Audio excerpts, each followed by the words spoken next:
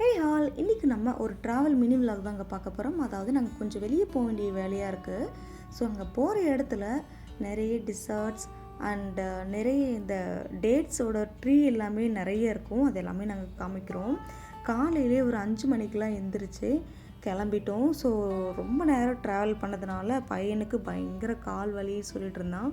அவனை டைவர்ட் பண்ணுறதுக்காக கொஞ்சம் நேரம் செல்ஃபீஸ் அப்படிலாம் எடுத்துக்கிட்டு அதுக்கப்புறம் கேப் கொஞ்சம் ஒரு 1/2 மணி நேரம் ஆகிடுச்சு வர்றதுக்கு. நாங்கள் இருக்கிற இடத்துல காலையில் 5 மணிக்கெல்லாம் பயங்கர வெளிச்சமாக இருக்குது. 7 மணிக்கு அங்கே போய் ரீச் ஆன உடனே பயங்கர வெயில் தாங்கவே முடியாமல் ஒரு ஷெல்டர் கிட்ட நின்றுட்டு இருந்தோம்.